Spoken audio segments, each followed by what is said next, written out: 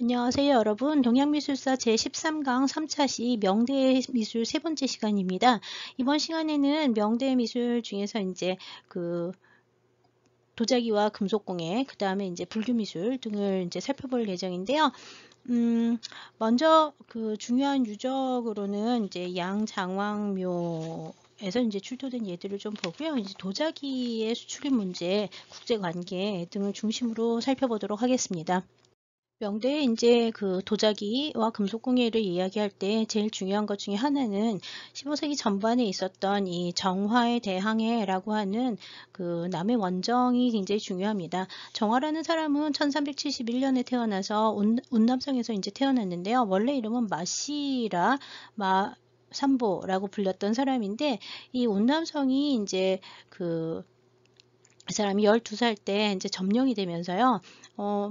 그 명나라에 의해서 점령이 되면서 그 당시 이제 왕족이었던 정화, 마씨 집안의 왕족이었던 정화는 거세가 돼서 명대 황실의 환관이 돼서 삽니다. 그리고 이제 영락제에 이제 굉장히 충복으로서 지내게 되는데요. 이 영락제 연간에 정화가 이제 영락제의 명을 받아서 1405년부터 시작을 해서 33년이 잘 죽을 때까지 7차례에 걸쳐서 남의 원정을 했는데요. 이 사람은 이제 중국의 굉장히 그 드문 그 이슬람 교도였다고 알려져 있고요. 이 마시라고 하는 것도 사실은 무하마드에서 이제 온 이름이라고 알려져 있어요. 이 정화의 대항해에 대해서는 여러 가지 기록이 많이 남아있기 때문에 상당히 자세히 연구가 되어 있는 편인데요.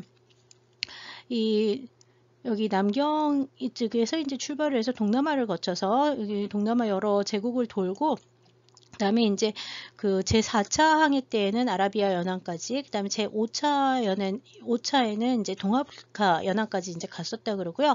마지막 7차에는 인도양을 지나던 도중에 1433년에 정화가 이 항해 도중에 죽어요. 그래서 이제 그 7차 항해를 떠났다가 다시 죽은 채로 시체를 가져와서 이제 그 중국에서 묻히게 되는데요. 이 정화라고 하는 사람의 이 이 남해 원정은 처음에 시작하기는 이제 해적을 토벌하기 위해서 시작을 했다 그러고요. 특히 원나라 말기부터 왜구하고 그다음에 동남아 해적이 워낙 많아서 해적을 토벌하고 조공무역을 확대하기 위해서 이제 항해를 나갔다고 알려져 있고요. 이를 통해서 이 사람이 이제 그 굉장히 여러 나라들하고 교역을 하기 시작을 하는데 1405년 첫 번째 원정에는 60척의 배와 3만 명의 선원들을 이끌고 나갔다고 해요. 그래서 이제 여러 나라들을 돌아오고 난 다음에 6차 항해가 끝났을 때 돌아올 때에는 2,200명의 외국 사절을 동행을 해서 돌아왔다고 알려져 있고요. 3차 원정 시에는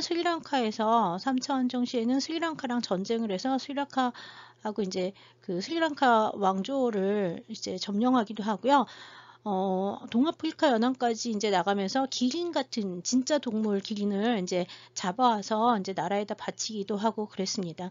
이 정화의 그 항해에는 조공무역 확대라고 하는 영락제의 정책과 이제 관련이 있는데 이 조공무역을 그 명대 이제 정화의 항해 이후부터는 조공무역이 크게 늘어나면서 영락제 연간에 그 중국에 와서 그 조공을 하는 나라들은 약 60여 개국으로 늘어났다고 얘기를 합니다.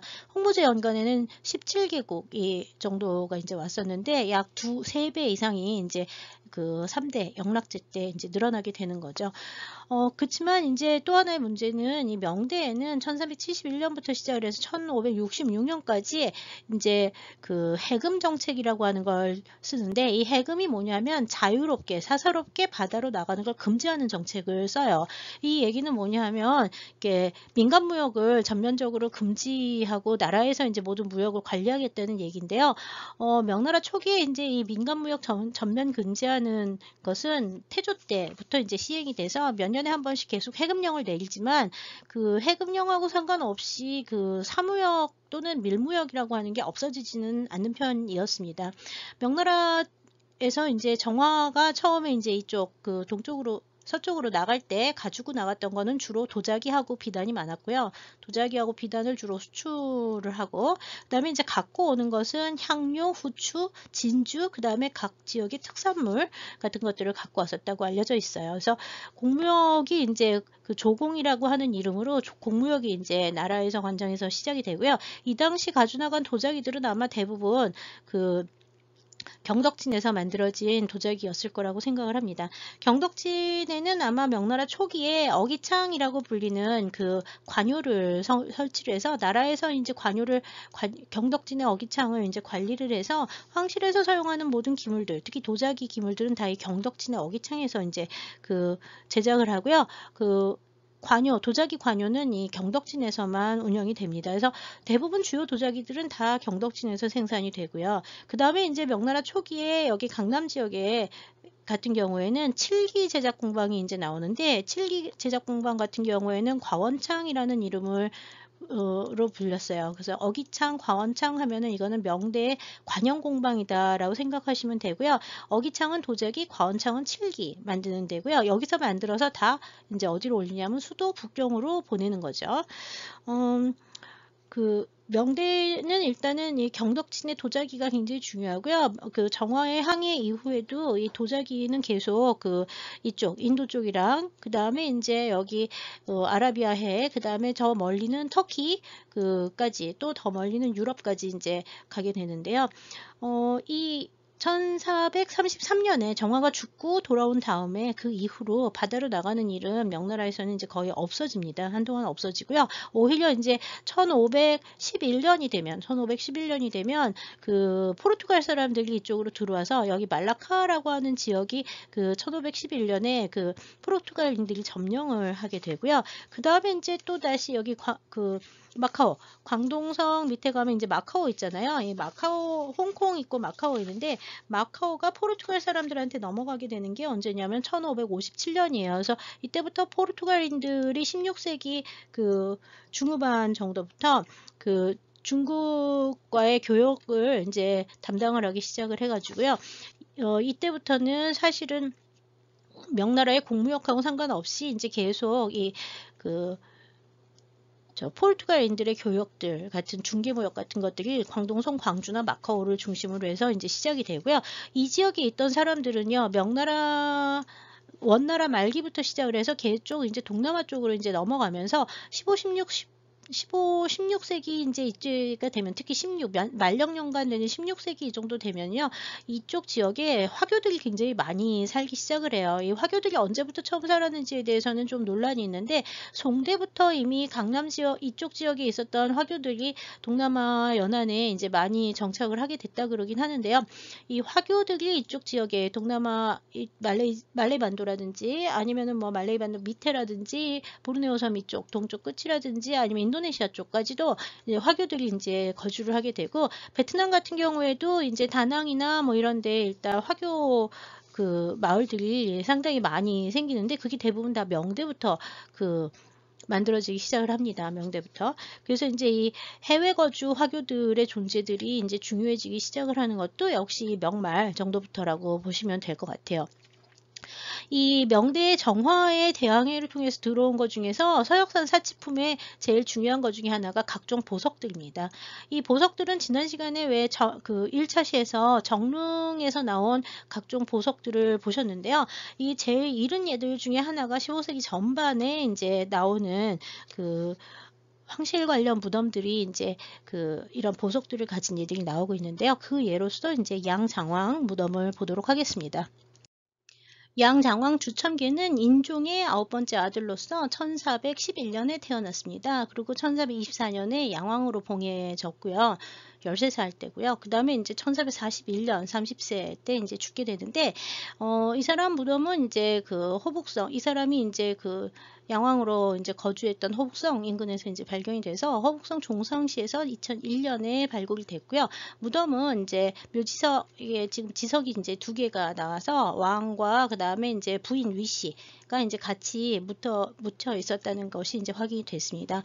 묘실 길이는 전체가 15.4m, 그 다음에 최대 폭이 7.88m, 높이가 5m인 전축 뒷부분으로서 방은 이제 전실하고 주실하고 이제 두 개로 나누어졌다고 보시면 되는데 출토 유물은 상당히 많아서 5,300건 정도가 나왔고요. 그 중에서 대다수가 서역산 보석하고 티베트 밀려와 관련된 유물들이 이제 장신구, 작은 장신구들이 중심이에요. 5,300건 중에 3,500건이 이런 보석류들인데요. 보석의 종류는 상당히 다양해서 그 루비, 사파이어, 에메랄드, 오팔, 다이아몬드 같은 뭐 진주 물론 있습니다. 그래서 그런 보석들이 상당히 많이 나왔습니다. 여기 보시는 거는 이제 그 묘지석 중에 하나를 보시고 있고요. 천정은 전실은 국문형으로 되어 있고 위에는 직선으로 되어 있는 그런 구조인데 여기 이제 묘실 관대가 이제 중간에 있어서 이 관대에 보시면 관대 위에 이제 관이 있어서 목관은 이제 다 부스러진 상태로 이제 나왔고요. 몇 개의 이제 도자기들, 그 다음에 이제 금은기들, 이런 유물들이 좀 많이 나왔습니다. 이 15세기 전반에 이 양장왕의 무덤은 명나라 황실의 이제 종친으로서 그 상당히 이제 그 정화로부터 들어왔던 그 새로운 물건들을 이용해서 만든 그 사치품들이 상당히 많은 게 특징이라고 할 수 있습니다. 지금 보시는 건 이제 묘실 내부의 모습을 보시고 있고요. 양쪽 벽감에는 지금 보는 것처럼 이제 청화백자 매병들이 이제 몇 개 같이 놓여져 있었다 그러고요. 바닥 전체가 이제 유물들이 많이 있긴 한데요. 금속기하고 장신구류가 이제 많이 나온 게 특징이에요. 금속기에는 지금 보는 것처럼 순금으로 이용해서 만든 주전자라든지 자기라든지 그 다음에 그 숟가락, 젓가락 이런 제사를 위한 용기들로 보이는 것들이 이제 금기로 많이 나왔고요. 실제로 이제 무덤에 넣어주는 명기로 만들어진 것들은 대부분 주석을 이용해서 만들어서 주석 세트가 주석으로 만들어진 그 제기 일괄품이 이제 한 몇십 점으로 이루어진 제기 일괄품이 나오기도 했습니다. 함께 나오기도 했고요. 그 다음에 이제 제일 중요한 거는 각종 장신구류인데요.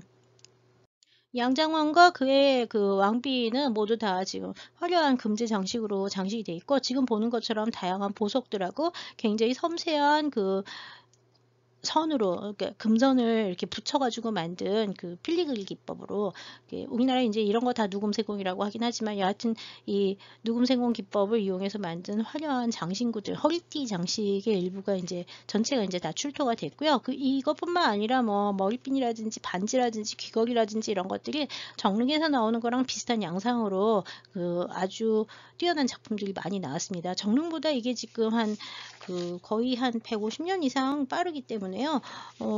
이런 양식의 장신구들이 정화의 원정 이후 15세기 중반 정도부터 시작을 해서 계속 15세기 중반 전반 정도 해야 되나? 하여튼 1450년까지니까 15세기 중반 정도까지 했던 양식들이 명대 말령 연간인 16세기 지나서까지도 16세기, 17세기까지도 이제 계속 이어진다는 걸 알 수가 있죠.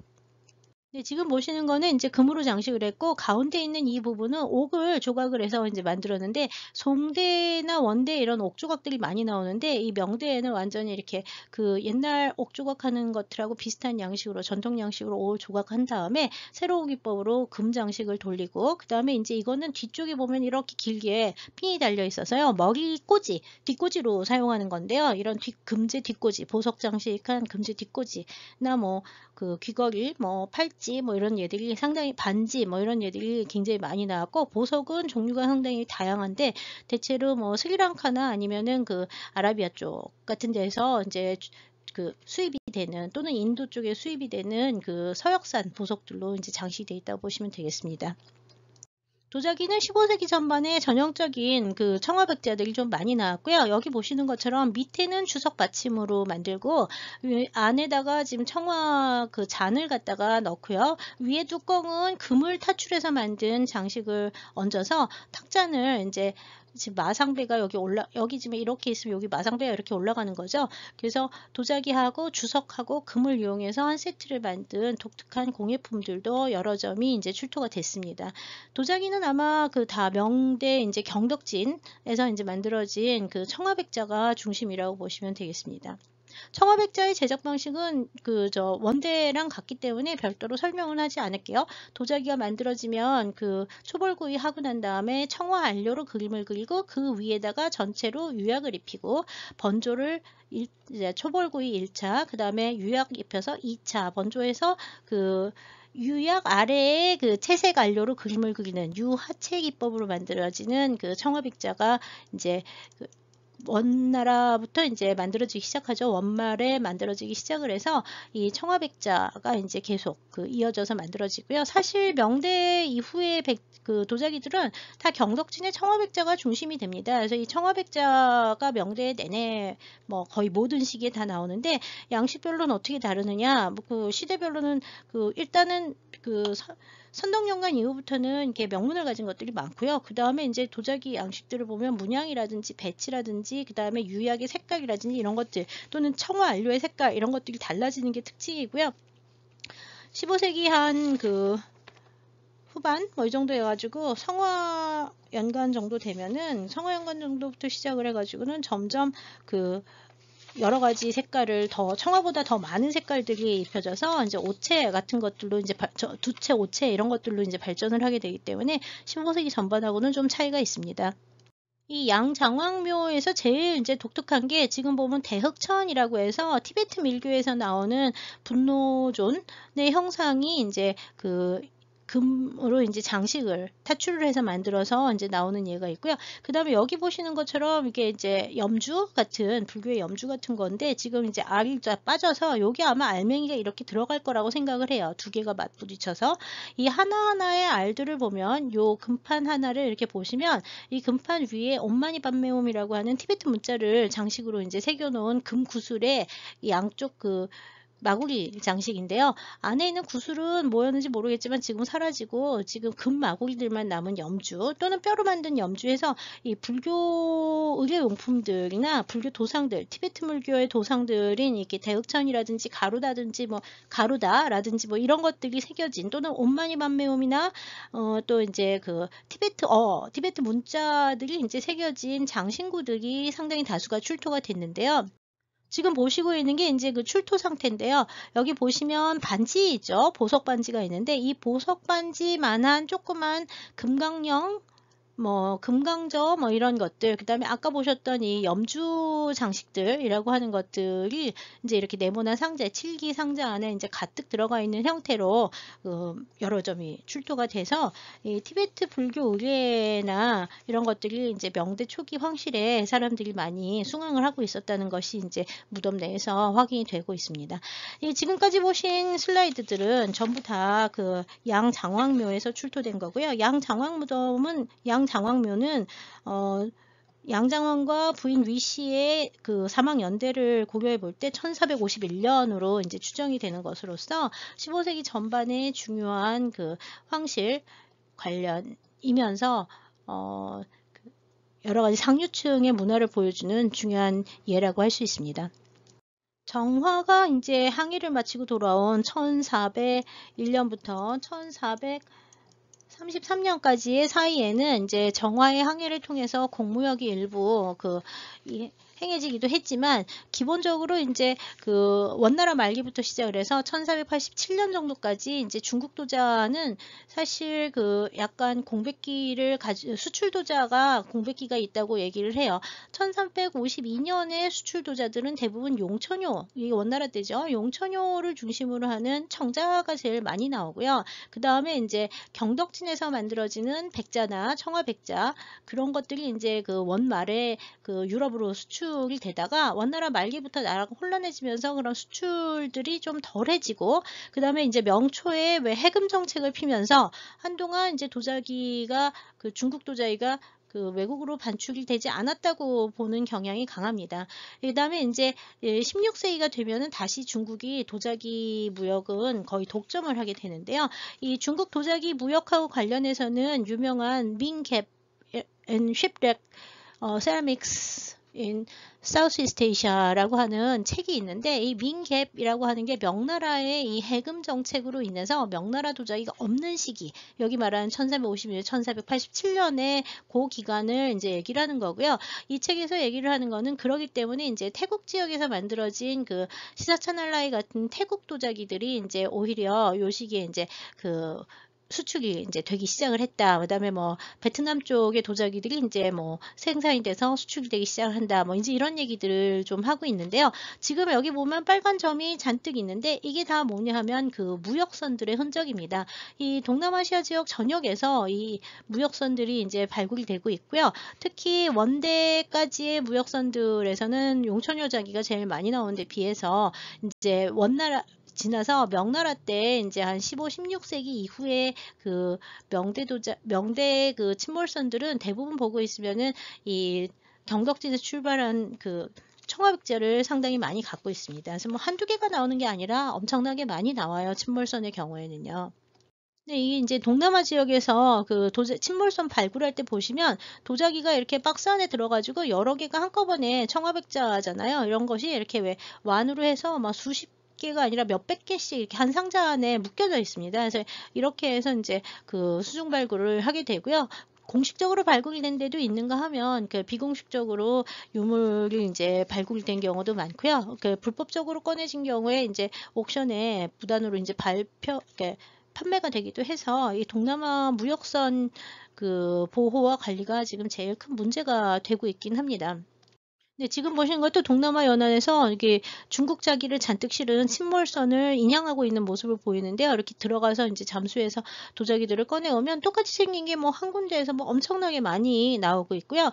뭐 몇천 점 정도씩 발굴이 되고 있기 때문에 이 수출 선박의 규모가 상당히 컸음을 알 수 있습니다. 명대, 청대 뭐 계속 이어지면서 수출 도자기, 중국의 경덕진에서 만들어진 수출 도자기는 끊임없이 그 인도양을 거쳐서 그 다음에 이제 아프리카 거쳐서 이제 그 유럽까지 계속 이어지게 되는데요. 이런 수출 도자기들, 명대 수출 도자기들이 이제 가장 유럽까지 이제 이게 전해지면서 가장 많이 남아 있는 데가 다음에 보실 그 포르투갈의 예가 있습니다.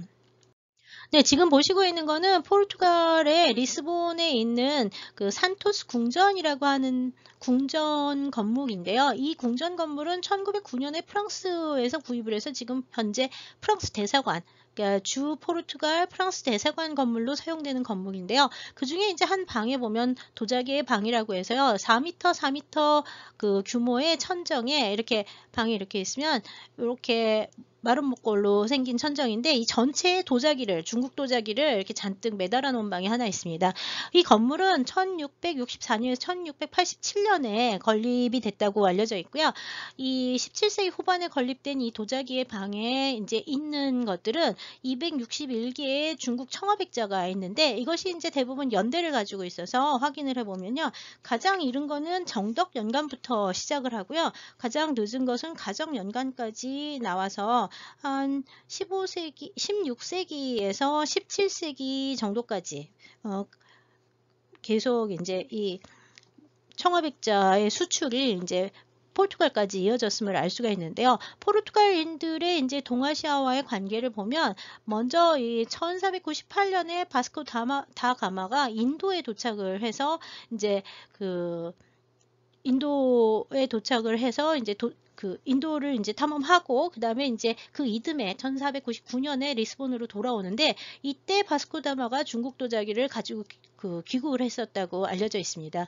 그 다음에 이제 포르투갈 황제는 그 다음에 이제 뭐 마젤란이 나가서 세계 일주하고 뭐 이제 이런 일들이 이 15세기에 이제 일어나면서 15세기, 16세기에 1511년 굉장히 이릅니다. 1511년 16세기 전반이 되는데 16세기 전반에 포르투갈 황제가 아까 그 말라카라고 하는 게 지금 치면은 말레이시아인데요. 말레이 반도의 중부 지역에 있는 왕국이 말라카 왕국인데 이 말라카 왕국을 포르투갈이 점령을 해서 이때부터 말레이시아 일대는 다 포르투갈의 영향을 받기 시작을 합니다. 그 다음에 1557년에 포르투갈은 결국 동쪽으로 해서 마카오에 들어와서 마카오에 포르투갈 기지를 직접 건설을 하고 명과 직접 교육을 하기 시작을 하는데 이 포르투갈인들의 교역 시작과 함께 이제 들어오는 것이 서양의 문물들이 이제 들어오기 시작을 하는데요. 먼저 그리스도교들의 신부들, 수사들 이런 사람들이 이제 같이 들어와서 이제 포교를 기독교가 전래되기 시작을 하고요.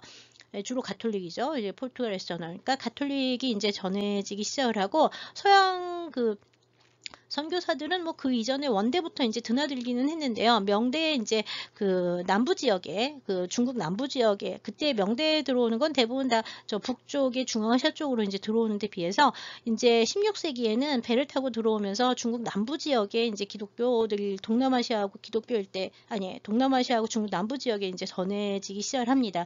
그리고 이 포르투갈인들을 이어서 그 다음에 이제 뭐가 들어오기 시작하면 네덜란드, 포르투갈이 나중에 이제 포르투갈이 나눠지죠. 포르투갈, 스페인 뭐 이렇게 나눠지면서 포르투갈이 나눠지는 게 아니라 스페인이 나눠지면서 이제 네덜란드 독립하고 난 다음에 네덜란드 상인들이 또 이제 같은 루트로 이제 들어오게 되고요. 인도네시아의 16세기 후반, 17세기 정도부터 이제 16세기 후반부터 인도네시아에서 이제 네덜란드 상인들이 이제 교역을 하기 시작을 해서 네덜란드하고 포르투갈, 스페인들이 이제 다 중국하고 교역을 하는데 초기에는 여하튼 이 포르투갈 상인들이 명과 많은 교역을 했었던 것으로 보이고 있어요.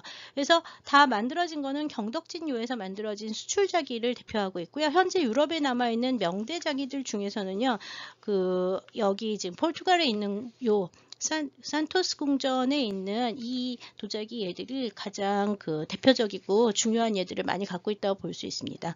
몇 개 보시면은요. 지금 보시는 거는 입지름이 50cm나 되니까 상당히 큰 반인데 청아백자 기린문 반이라고 일단 좀 불러봤고요. 정덕년간에 만들어진 것이에요. 16세기 전반 좀 빠른 시기가 되겠고요. 도자기 자체를 보면은 주문양이 이제 기린이 있고, 이거는 이제 실제 기린이 아니라 중국의 상상의 동물이죠, 기린. 그 다음에 이제 산수문을 배경으로 해가지고 회화풍으로 이제 그려졌으면서 여기 이제 종속문대를 나눠서 주문양과 종속문양대를 이제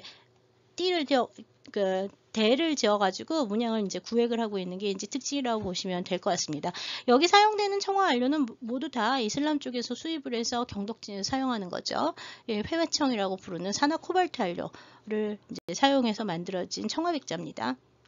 여기 보시는 이 청화백자는 가운데에 3마리의 사자가 보주 하나를 놓고서는 이렇게 달리는 형태로 주문양이 구성이 되어 있어서 사자문 능화반이라고 했는데, 실제로는 이 능화반이라고 하는 거는 이슬람 사람들이 이제 좋아했던 형식이라 그러는데, 꽃 모양으로 이렇게 문양 테두리들, 구연부 테두리가 능형을 이루는 거를 이제 능화반이라고 부르고요. 뾰족뾰족하죠. 그다음에 이제 이 꽃잎 부분에는 불교에서 이제 말하는 소위 팔길상문이라고 하는 것들, 티베트 불교에서 이제 주로 얘기하는 팔길상문 같은 것들을 이제 여기다가 장식해 놨습니다. 이거는 이제 윤경년간 16세기 후반 작품이 되는데요. 이것도 역시 입지름이 45cm나 돼서 상당히 큰 예에 해당합니다. 여기서 나중에 이제 만년경 거를 비롯해서 여러 시대의 것이 있긴 하지만요. 여하튼 상당히 우수한 청화 자기들이 여기에 이제 많이 모여 있다고 보시면 되고요. 이 이후부터 이제 유럽에서는 이 수출자기들, 중국의 수출자기들을 상당히 이렇게 애호해서 유럽의 여러 왕실에서 이것들을 경쟁적으로 이제 만들고요. 나중에는 이제 왕실의 문장을 갖다가 경덕진에 보내가지고 그 도안대로 도자기를 만들어서 청나라 때는 수출을 하기도 합니다. 초기에 이제 도자기들은 원나라 때부터 이미 이제 페르시아, 아라비아 뭐 이쪽 지역, 이슬람 지역에 이제 중국 자기들이 이제 나가기 시작을 하면서 이 이슬람 문화권에서 중근동 지역의 이슬람 문화권에서 이 중국 자기들을 상당히 선호하거든요. 그래서 처음에 만들어지는 명대 초기의 기형들 중에는 지금 보는 것처럼 이슬람 계통에서 좋아하는 좀 독특한 편병이라든지 아니면은 주전자 형태 같은 이슬람 문화의 영식에 영향을 받은 문양이나 기형 같은 것들이 좀 많이 만들어지는데요. 경덕진은 이제 원나라부터 이제 계속 청백자를 만들다가 그 다음에 이제 백자를 만들고 청화백자를 나중에 이제 만들기 시작을 하면서 이 청화백자가 이제 경덕진의 제일 대표적인 명청시대의 제일 대표적인 자리가 청화백자로 이제 알려지고요. 그 다음에 이제 어기창이라고 하는 관요를 설치를 해서 황실에서 필요한 소형 기물들을 다 경덕진에서 만들어서 북경으로 이제 올려보냈다고 알려져 있습니다. 지금 왼쪽에 있는 거는 터키의 톱카피 왕궁 박물관에 소장이 되어 있는 청화백자입니다. 그러니까 톱카피 연관에 있는 것들, 톱카피 왕궁에 있는 것들은 그 중국 자기들이 상당히 많은 편이고요. 문양을 잘 보시면 서역인처럼 보이는 사람들도 여기 그려져 있습니다. 네, 지금 보시는 두 개는 역시 앞에 거와 마찬가지로 15세기 전반 경덕진에서 만들어진 이슬람 쪽 기형의 영향을 받은 그 경덕진 백자와 청화백자인데 같은 15세기 전반에 만들어진 거로 하나는 백자이면서 여기 음각으로 이제 연화문을 새겨놨고요. 여기는 청화로 이제 새겼죠. 예, 기형 자체는 이슬람 기형의 영향을 받았다고 하는 기형인데 문양도 보면 이게 여의도문이라든지 이렇게 장식적인 문양들이 청화백자에 그려져 있고요. 여기 보시는 문양은 이제 문자는 그 중국 한자가 아니라 티베트계 문자가 이제 새겨져 있어서 외국인들을 위해서 만들어진 것임을 알 수가 있습니다. 원나라 말기를 이어서 이 능화형 반이라고 하는 대형 반들은 역시 이슬람 문화권에서 많이 쓰였던 거고 15세기 전반 경덕진에서 이제 제작이 된 형식입니다. 이와 비슷한 형태들은 이제 청화백자로도 만들어지지만 이제 같은 시기부터 해서 점점 이제 그 유리용 백자로 만들어지기도 하고요. 그 다음에 이제 성화연관이 지나가면서 15세기 중엽 지나가면서부터는 이제 두채나 뭐 이런 다채 그릇들로도 만들어지기 시작을 합니다. 계속 15세기 전반의 청화백자들을 보고 있는데요. 일단 제일 많은 거는 요 그릇이나 요 그릇처럼 이렇게 그 완이라고 하는 그릇들이 이제 제일 많이 만들어졌고요. 굿부분, 요 아랫부분에 보시면 대명 선덕연제에서 이 황실 관영공방에서 만들어진 어기창의 그릇들은 이 선덕연제라고 하는 연호를 이제 항상 새기고 있어서 대략적인 제작 시기를 알 수 있습니다. 이거는 이제 황실에 사용하기 위해서 만들어진 것으로 보이고 있고요. 용 부분을 남겨놓고 바깥 부분을 이제 청화로 파랗게 문양을 그려놓고 있고요. 여기는 이제 회화 양식들의 영향을 받은 대나무하고 소나무 같은 송중매 문양, 문인화의 취향을 담은 청화 자기들이 이제 만들어지기도 했습니다. 다 경덕진에서 만들어졌고요. 청화백자입니다. 선덕연제 그릇 중에서 대형 호들은 이렇게 바깥쪽에 문양을 새기기도 합니다. 역시 종속 문양하고 주 문양이 있어서 주 문양은 이제 모란문이 되죠. 그럼 이런 청화백자, 모란, 당초문, 호, 뭐 아니면 항아리 이렇게 되면 이름이 된다고 보시면 되고요. 종속 문양들은 당초문이나 연화문 이런 것들이 좀 많은데 여의도문이나 이런 문양들도 종종 있습니다.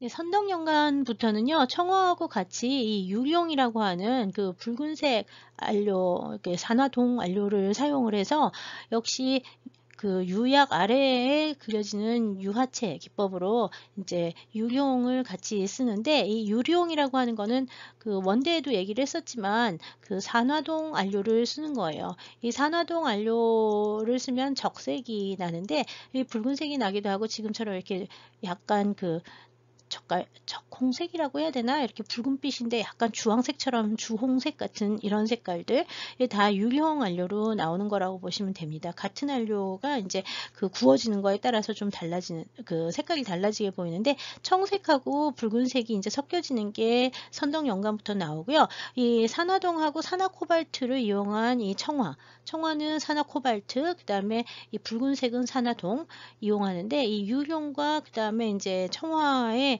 두 가지는 다 유약 아래에 그려지는 유화체 기법으로 그려집니다. 유화체. 이 유화체 기법으로 그려지는 안료들은 다 1300도에서 번조되는 백자의 번조 온도만큼 고온에 올라가도 색상이 발색이 돼야 되는 특징을 갖고 있고요. 이 1300도 미만에서 이제 발색이 되는 안료들의 경우에는 이제 선덕연간부터 이제 선덕연간보다 좀 더 진한 성화연간부터 이제 두채라는 기법으로 유상체로서 이제 개발이 되기 시작을 하는데요. 여하튼 지금 선덕연간까지는 그 청화로 만들어지기도 하고요. 가끔 이제 이렇게 유리홍이라고 해서 붉은색으로 산화동을 이용한 붉은색 안료를 통해서 자기들이 만들어지는데요. 요 선덕연간에 만들어진 유리홍 화과문완, 꽃하고 과일하고 있어서 화과문이라고 하는 이 완의 형태 같은 경우에는 똑같은 문양이 이 선덕연간에서만 만들어지는 게 아니라 그 뒤를 이은 성화연간에도 계속 만들어지게 됩니다. 네, 지금 보시는 것은 조금 전에 보신 그 화과문 반하고 똑같은데 안료만 바꾸고 문양은 거의 똑같이 해서 사용이 되는데 이건 청화로 이제 그려진 거죠. 그리고 여기 이제 굿부분에는 여기 바닥의 굿부분에는 대명 성화연재라고 해서 조금 전 거보다는 조금 늦은 시기에 만들어진 같은 문양과 도안을 쓰지만 조금 늦은 시기에 청화로 만들어진 게 확인이 되고 있고요. 요 청화백자 화과문만이 만들어지는 이 성화연간부터는요, 같은 양식인데, 지금 보면 문양 거의 똑같잖아요. 사방에 배치되는 문양들도 똑같이 배치가 되고, 주문양도 비슷한 형태의 화과문을 배치를 했는데, 이 청화로 배치한 윗부분에 보면은 이렇게 노란색으로 그 전체를 갖다가 다 칠을 하고 있는데, 이게 뭐냐면 청화 황채를 쓰는 겁니다. 이 황채 안료는 맨 처음에 테토를 빚어서 만들고 초벌구이를 한 다음에 이 초벌구이 한 위에다가 청화 안료로 그림을 그렸죠. 그러고 난 다음에 전체를 유약을 씌워가지고 이렇게 두껍지는 않지만 전체를 유약을 씌워서 1300도에서 번조를 합니다. 그러면 청화백자가 완료가 돼서 이런 형태가 된 상태에서 자, 그럼 여기 들어간 요 안료는 유약 아래 들어가 있으니까 유하체가 된 거죠. 여기에서 이제 남은 부분, 이 하얀 부분을 다시 이 위에다가 황색 안료로 이제 바탕을 칠해주거나 그림을 그려주고, 그리고 다시 한번 번조를 합니다. 어느 정도 온도에서 하냐면 800도 정도에서 이제 굽게 되면 맨 처음에 초벌구이 하고요. 두 번째 안료로 그리고 유약을 입혀가지고 재벌구이를 한 게 청화백자라면 이 황채를 비롯한 황채, 녹채 뭐 이런 두채들이 나오기 시작을 하는 것들은 800도에서 다시 유약 위에다가 그 안료로 그림을 그리거나 색깔을 칠하고 난 다음에 세 번째 번조를 합니다.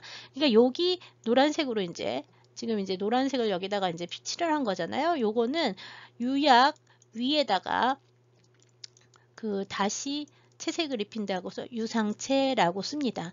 이 황채는 유상채의 일종인데요. 자, 여기서 재미있는 게 이 바탕의 하얀 부분에 노란색 유약을 갖다가 칠하게 되면 노랑으로 보이지만 백자 바탕에 노랑을 칠했으니까 청색 위에다가 노랑을 칠하면 무슨 색이 될까요? 청색과 노랑색, 투명한 노랑 안료가 만나는 거니까 이런 부분은 녹색으로 보이게 됩니다. 이 녹색으로 보이는 게 콩에 지금은 이제 노랑이 딱 보이니까 황채라고 보이지만 이 청색 위에도 노랑을 입히게 되면 거기는 녹색으로 보이게 되는데 이게 이제 청화 안료하고 그러니까 유하채로 입혀진 청화 안료하고 유상채로 입혀진 황채가 만나서 녹색으로 보이게 되는 이런 것들을 투채 또는 투채라고 부르게 됩니다. 두채 또는 투채라고 부르게 됩니다. 이게 황채가 개발이 되기 시작을 한다는 건요, 두채가 나온다는 얘기예요. 지금 이제 유상채 하면서 황채를 어떻게 쓰는지 얘기를 했잖아요. 그래서 이 청화 안료로 그림을 그린 위에다가 다시 노란 유약을 입혀서 칠을 하면 이게 초록색으로 보이는 두채가 나오고, 이 두채는 결국 유상채를 입히면서 유상채의 그 황색 유약을 입히면서 황색으로 이제 황채를 입히면서 이렇게 세 번 번조를 해가지고 이런 색깔이 나오게 되는 거고요. 성화연관 끝에부터 시작을 해가지고는요, 점점 이것들이 발달을 해서 자, 초록색 나오죠. 초록색은 그 청화하고 그 다음에 황채가 합쳐져서 나오는 거잖아요. 그러면 자, 아까 유리홍이 있었죠. 유리홍은 적색이잖아요. 그죠? 적색 위에다가 역시 황채를 하면 무슨 색이 나올까요? 주황색이 나오죠. 주황색이 나옵니다. 그래서 지금 보는 것처럼 붉은색, 그 다음에 노란색, 그 다음에 그 초록색, 청색, 이 나오면 벌써 네 가지 색이 이제 나오게 되고요. 주황색도 나오기 시작을 합니다. 그리고 그 세 가지에다가 바탕 흰색. 하거나 아니면 이 색깔들이 다 섞이면 이렇게 칙칙한 색이 나오잖아요. 그래서 이제 그 4개에서 5개 정도의 색상이 표현이 되기 시작을 하면 이거 이제 오체라고 이제 부르는데요. 지금 왼쪽에 있는 거는 성화연관 정도 되고요. 이거는 말령연관 훨씬 더 늦은 시기가 되는데요. 이 오체는 대체로 이제 그 성화연관부터 보이기 시작을 하는데 이 시기에는 아직은 그 초록색이 강한 두채의 기분으로 좀 많이 만들어지고요. 여기서 이제 투채라고 이게 기록에는 두채를 이것도 쓰고 이것도 쓰고 이것도 써서 이제 한국어에서 이거 다 그냥 가리지 않고 두채라고 얘기를 하지만 이 두채 기법은 황채와 그러니까 유상채와 유화채의 유약의 섞임을 이용을 해서 그 2번 혹은 3번씩 재벌구이를 해가서 여러 번 구워가지고 그 테토가 있고 그 다음에 청화 안료 넣고 다시 유약을 입히고 그 다음에 이 위에다가 다시 유상채를 입힘으로써 유상채를 한 번만 입히는 게 아니라 색깔 온도에 따라서 여러 번 입히게 되면 여러 가지 색깔들이 나오거든요.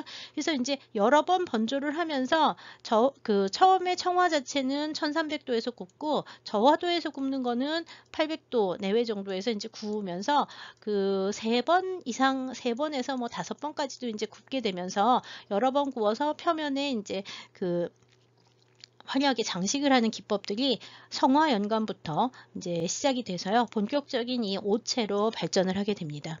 네, 지금 보시고 있는 게 이제 두채로 만들어진 화전문 호를 보고 있는데 역시 성화연관이고요. 청화 위에다가 황채 칠해 초록색, 그 다음에 이제 홍색과 그 다음에 이제 황색이 이제 다 따로따로 보이면서 다 섞인 이런 색깔까지 해서 이제 두채이긴 하지만 색깔은 이미 오체에 가까운 형태로 보이고 있는 게 확인이 되고 있고요.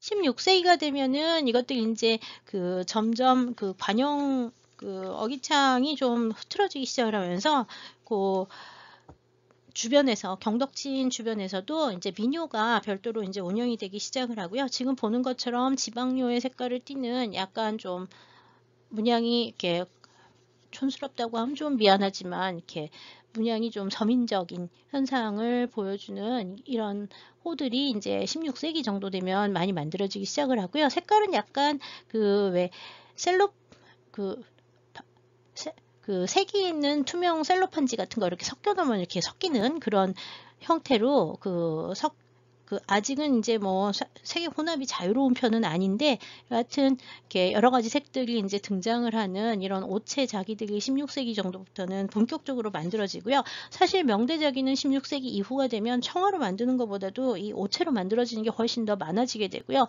그 청대 가면 훨씬 더 그라데이션도 이게 풍부해지고 색깔도 많아지고 나중에는 이제 뭐 분홍색이나 금채나 뭐 이런 것들도 섞여져서 나오면서 아주 화려한 자기들이 이제 청대가 되면 만들어지는데 그 기술적인 발전은 사실 명대에 대부분 다 이루어졌다고 보시면 될 것 같아요. 네, 16세기 경덕진 자기 중에는 지금 보는 것처럼 색상이 어느 정도 도식화되고 민간에 소용이 되는 그 민간에서 좋아하는 뭐 그 이야기의 그림들이라든지 뭐 이런 것들을 많이 그린 도자기들이 이제 나오기 시작합니다. 이런 색상들 보이는 게 이제 16세기 명대 16세기 말기의 도자기들이라고 보시면 되고요. 이 가정연간과 말령연간 지나가면서 이런 도자기들이 만들어지다가요. 청대가 되면 또다시 이제 도자기 양식이 변하게 됩니다. 계속 이제 중국 도자기의 경우에는 계속 경덕진에서 백자를 만드는 거고 이거는 재질이 다 1300도 정도에서 구워지는 그 백자라고 보시면 돼요. 근데 이제 위에다가 유상채와 유화채를 결합을 시켜서 색깔을 갖다가 만들어내기 때문에 굉장히 좀 다양한 색상이 이건 지금 다양하지 않지만 아까 봤던 오체 같은 경우에는 굉장히 좀 다양하게 나오죠. 이것도 오체라고 부르기는 하는데 여기 보면 노랑도 있고 연두색도 있고 빨강도 있고 흰색도 있고 중간중간에 어디 보면은 여기 같은데 이제 파랑도 있고 이러잖아요. 그래서 이제 오체가 되기는 하는데 여하튼 그 오체도 굉장히 다양한 종류로 발전을 하게 되고요. 어용자기에서 만들어지는 오체들 아까 말령연간의 오체와 같이 이제 용문병 같은 그런 대형병들은 그 훨씬 더 화려하고 색상이 복잡한 데 비해서 지방에서 사용하는 것들이나 민간용 수용들은 지금 보는 건 좀 단조로운 색상들을 많이 보여주게 됩니다. 회화 양식도 훨씬 좀 이렇게 좀 문양화가 좀 더 많이 되고 흐트러진 양상들이 이제 그 민간 수용용으로 많이 만들어졌던 거로 볼 수가 있습니다. 여기까지 이제 도자기 해서 마치도록 하고요. 명대 금은기는 이미 그 왕실의 능에서 이제 출토된 유물들이 많았기 때문에 대부분 다 금은기에 대해서는 생략을 하고요. 한 가지 중요한 거는 이 명대에 들어 새로 이제 만들어지기 시작한 게 범랑기라고 하는 걸 만드는데요. 이건 기본적으로 동으로 만든 다음에 이 동으로 만든 위에다가 선을 올려서 붙이고 그다음 여기 금속선을 올려서 붙이고 금속선 사이사이에 유리질의 안료를 채운 다음에 이거를 녹여가지고 붙이는 그 채색을 녹여서 붙인다기보다 녹여서 이제 그 채색을 하게 되는 그 독특한 이 범랑 기법이 들어오는데요. 이 범랑이라고 하는 건 사실 지금으로 얘기를 하면 칠보죠. 이 녹여서 붙이는 요거는 다 칠보 유약이라고 보시면 되고요. 이 칠보 유약은 유리질 가루에다가 광물질 섞어서 쓰는 건데 녹여가지고 이제 물 흐르듯이 그 도자기 유약하고 이제 비슷하지만 훨씬 더 유리질 성분이 많은 그런 칠보 유약을 사용을 해서요. 다양한 그 문양들을 그 금속기 위에다가 표현을 하게 됩니다. 그러니까 이거는 그 청동기 위에 이제 그 칠보를 한 거라고 보시면 되고요. 이 범랑 기법은 어디서 시작이 됐는지 잘 모르지만 아마 이슬람 지역을 통해서 들어온 것일 가능성이 크다고 보고 있습니다. 이 범랑기 같은 경우에는 경태연간에 제일 발달된 양식들이 보이고 있어서요. 경태람이라고 하는 이름으로 부르기도 합니다.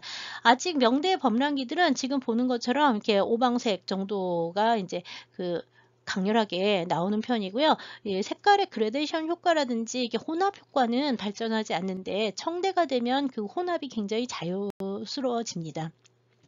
네, 근데 명대 말기가 되면은요, 이게 도자기나 그 다음에 지금 칠보 기법, 아까 그 좀 전에 보시는 그 범랑 기법으로 불상을 만들기도 하고요. 지금 백자로 만들어진 불보살상들이 이제 이 덕화요 지역에서 굉장히 많이 만들어지는데요.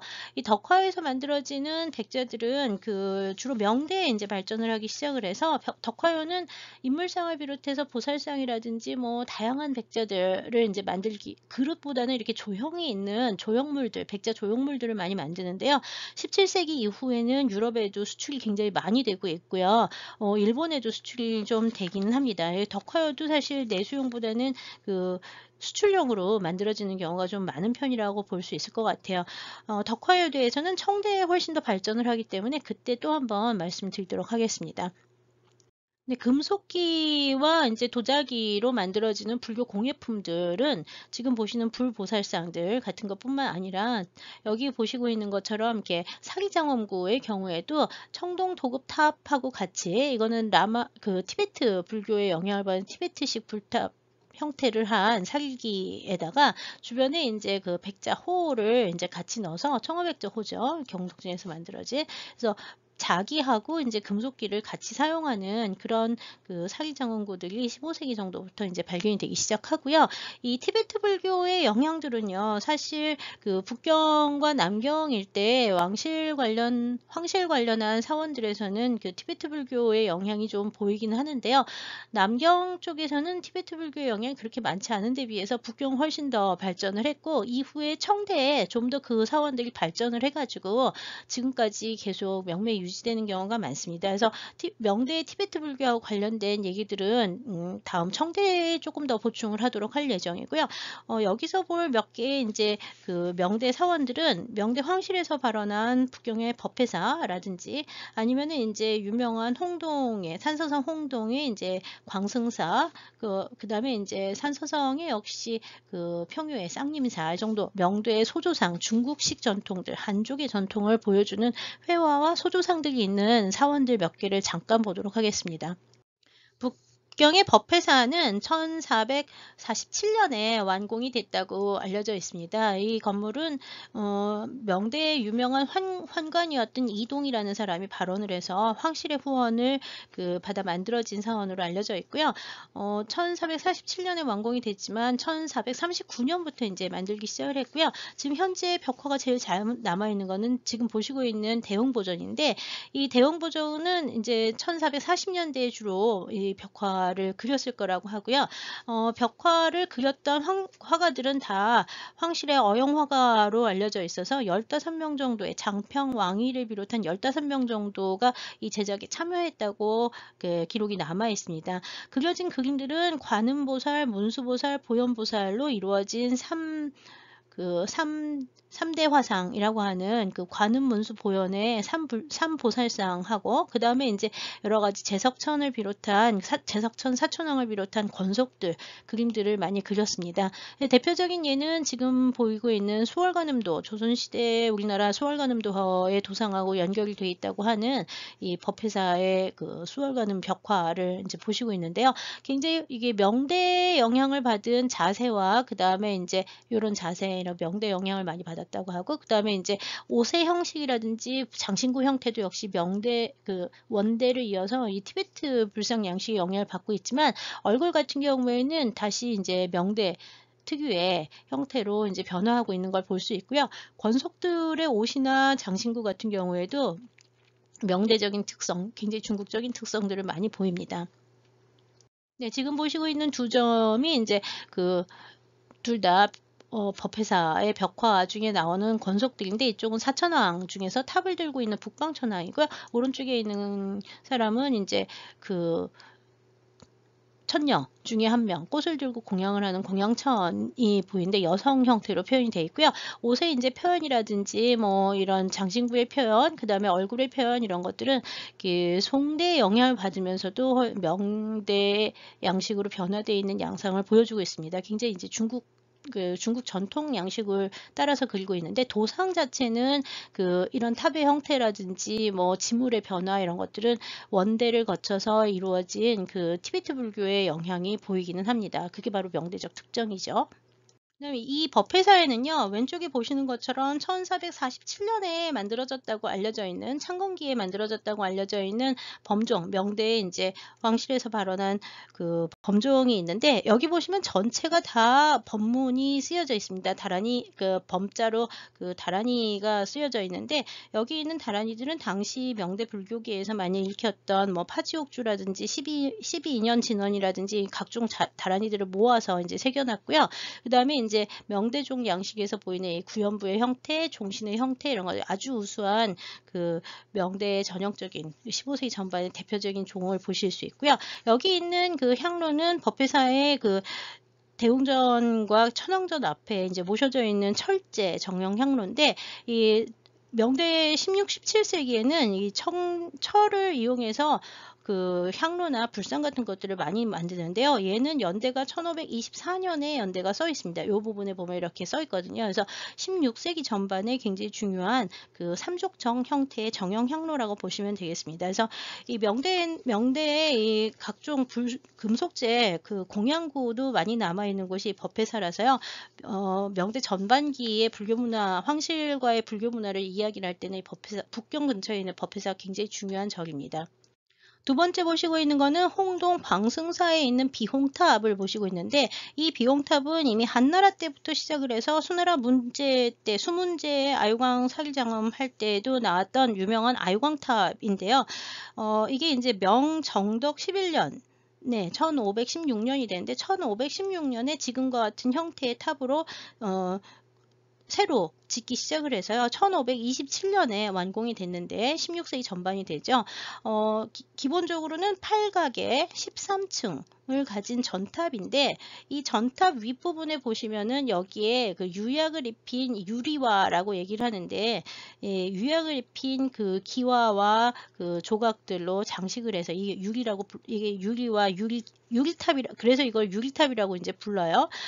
이거는 이제 전돌 위에다가 유약을 입힌 채색 그 채색 유약 전돌이라고 보시면 되고요. 명대 16세기에 굉장히 발달한 기법 중에 하나입니다. 그래서 이 전체 보시면 여기 연화형으로 이렇게 뚜껑이 아니라 그 탑의 이 층 위 부분들이 다 이렇게 연화형으로 장식되어 있는데, 전부 유약을 입힌 유리화로 장식을 해놨고요.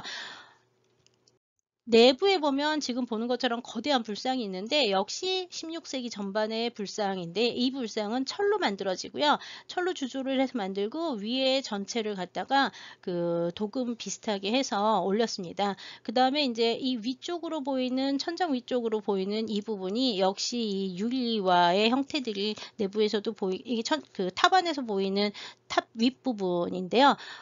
탑은 내부 꼭대기까지 올라갈 수 있긴 한데요. 이게 불상이 있는 1층 부분은 이렇게 아까 탑이 이렇게 있으면 요 아래 층들만 통해서 여기 천정이 있고 이 용이 장식이 된 천정이 있고 여기 이제 불상이 있고 뒤쪽으로 해서 이제 올라가면 제일 꼭대기에 이렇게 라바탑처럼 생긴 조그만 탑이 하나 위에 올려져 있습니다. 그래서 중국에서 한대부터 있었다고 알려져 있긴 하지만 실제로는 한 수대 정도부터 이제 탑이 내려오다가 명대에 이제 새로 고쳐지은 유명한 광승사의 비홍탑과 내부에 있는 불상 16세기 전반의 불상을 보셨고요. 마지막으로 보실 사찰은 역시 산서성에 있는 산서성 쌍림사를 보도록 하겠습니다. 산서성 평요 지역에 있는 이 쌍림사라고 하는 사찰은 언제 창건했는지는 역시 모르고요. 571년 북제 때에 이제 개창을 크게 했다. 그리고 이제 북송연간 11세기 1011년에 이제 역시 다시 수기를 했다고 하는 두 번의 기록이 비석으로 지금 남아 있습니다. 북제연간 571년 북제연간하고 1011년 북송연간에 이제 중건을 했다고 알려져 있어서요. 창건은 훨씬 더 일찍 이라 그러는데 언젠지는 잘 모릅니다. 5세기, 6세기가 되죠. 6세기 이후부터 굉장히 유명한 사찰인데 여기 같은 경우에는 명나라 때 1499년에 대대적인 중수를 해가지고요. 지금 남아있는 유물들은 대부분 다 명대 것이에요. 예, 산서성에 있습니다. 들어가는 입구의 문이고요. 여기 보면 쌍림사 이렇게 써놨죠. 그래서 역시 명대 건축 양식을 따라서 절 입구에 사자 두 마리가 있고요. 나무로 만든 문을 목조문 그다음에 이제 비석 있는 형태로 이제 절 들어갈 수가 있고요. 이 절 입구에서 이제 산문으로부터 들어가면은요 전각이 굉장히 여러 개가 있는데 맨 처음에 천왕전 나오고 그다음에 석가전, 천불전, 보살전 해가지고 쭉 중축으로 여러 개의 전각도 있는데 전각 다 비슷하게 생겼고요. 내부에는 이제 각각 석가전에는 석가가, 천불전에는 천불이, 보살전에는 천수관음이 뭐 이런 식으로 이제 봉합이 돼 있다고 보시면 됩니다. 내부에 있는 소조상이 모두 다 명대 것이고요. 전체 남아있는 절에 지금 남아있는 명대 소조상은 2056존이 남아있다 그래요. 그래서 소조상이 현재 2056존이 남아있고 그 중에서 이제 천여 점이 보살전에 그 다음에 나머지가 이제 석가전과 기타 천왕전 같은 데 있습니다. 그래서 15세기 말에 이제 중요한 사찰이라고 할 수 있죠. 역시 이제 명대 건축의 제일 특징적인 거 보시면 이렇게 위쪽을 다 이렇게 유리화라고 하는 유약을 입힌 도기로 만든 기와들로 이제 장식을 하고 있는 게 특징이고요. 천왕전인데 사천왕상이 이제 여기 보면은 이렇게 소조로 만들어져 있어서 여기 평유에 있는 쌍림사에 있는 거는 전부 다 소조상이에요. 그래서 명대에는 소조상이 굉장히 많이 만들어졌고요. 현재 남아 있는 얘들도 많습니다. 소조상은 흙으로 만들어서 이제 굳힌 다음에 거기에다가 이제 위에 채색을 하고 바르는 그런 흙으로 만든 상이라고 이제 보시면 될 것 같아요. 역시 이제 명대 중수하면서 15세기 말에 그려진 벽화들이 지금 몇 군데 남아 있는데 뭐 그렇게 바깥에 노출돼 있었던 부분 같은 경우에는 지금 별로 상태가 좋지 않아서 색상은 거의 다 날아간 상태라고 보시면 되겠고요.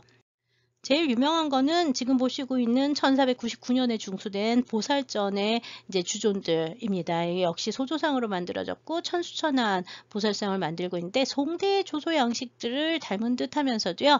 이게 도상이라든지 장식이라든지 더 화려하고 복잡하게 그리고 그 다음에 티베트 불교의 영향을 받은 이런 천수천한 같은 것들이 많이 만들어지는 게 특징이라고 할 수 있는데요. 이 뒷벽에 보시면 이 보살전 같은 경우에도 뒤쪽에 보면은 벽면 전체가 다 작은 소조상들로 채워져 있는데요. 한 20-30cm 내외 정도의 여기 보살전의 뒷벽 보면 30cm 내외의 작은 소조상들이 벽면 전체를 사방을 다 메우고 있어서 약 천여 점의 이제 이런 소조상들이 벽에 매달려 있다고 보시면 될 것 같아요. 그래서 이 명대의 소조상이 굉장히 잘 남아 있고 다양한 형태를 보여주는 중요한 곳 중에 하나가 이 대표적인 유적이 이제 쌍림사라고 할 수 있습니다. 이 외에 이제 명대 불교 유적은 북경 지역에 이제 청대까지 이어져 내려오는 데가 상당히 많고요. 그 다음에 이제 전국 각지에 또 명대 사찰들이 상당히 많긴 하지만요. 대표적인 예들 몇 점을 중심으로 해서 간단하게 살펴봤습니다. 그 다음에 티베트 불교와 관련된 유적들에 대해서는 다음 시간 제 14강에 청대 미술과 관련해서, 왜냐하면 청대에 새로 만들어진 것보다는 대부분 명대부터 청대로 내려오는 것들이 많아서요. 그 연결관계를 보면서 청대에서 좀 더 자세히 살펴보도록 하겠습니다.